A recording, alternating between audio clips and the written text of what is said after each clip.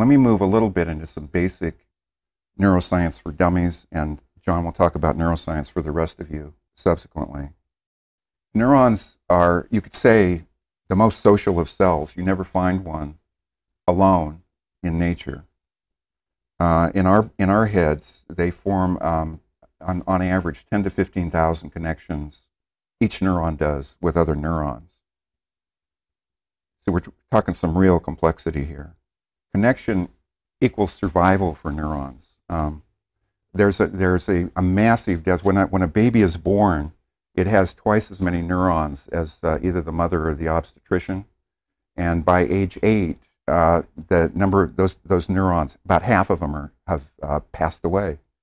And some of them have passed away because they seem to be genetically programmed to croak. But a lot of them don't make it because they're not being used. They don't connect. So if the connections are not maintained and strengthened, they die. I consider this, for us clinicians, the most important principle in neuroscience. In 1948, Canadian psychologist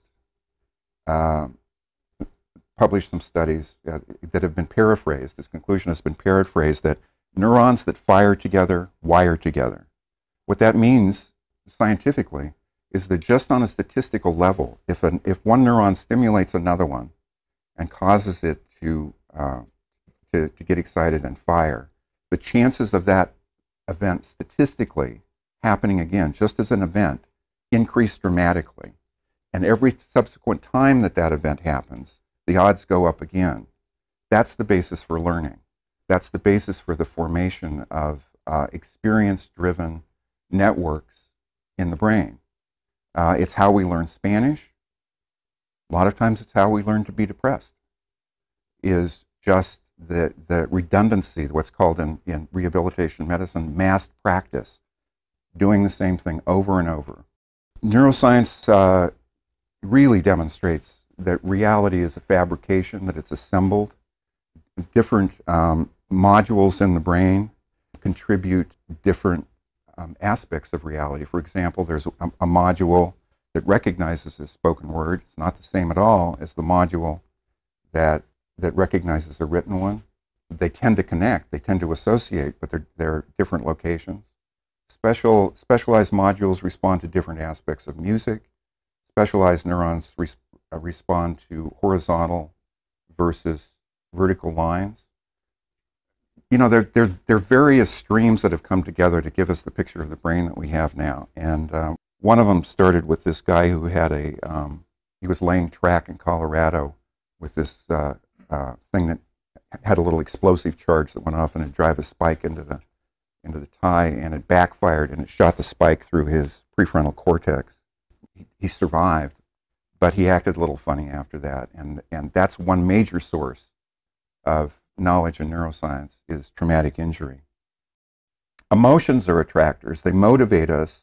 States, which are transient, subjective experiences, are weak attractors, but they can become traits, which are strong ones.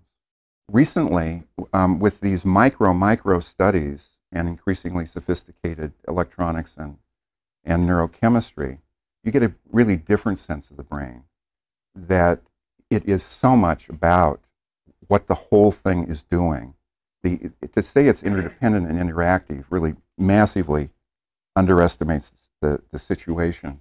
You get system effects, that you get these rhythms that are frequently occurring because of Hebe, that are like mood states or appetites or impulses, and involve many different networks that are mutually influencing each other. And that pattern in itself becomes like a shtick. It's something that the brain knows how to do, is that pattern. That's an attractor, frequently occurring neurodynamic state.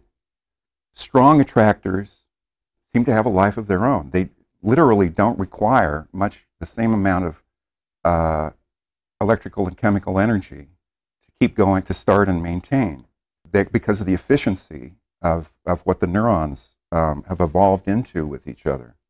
Weak attractors require a lot more energy and effort. That's to say something that you're unfamiliar with.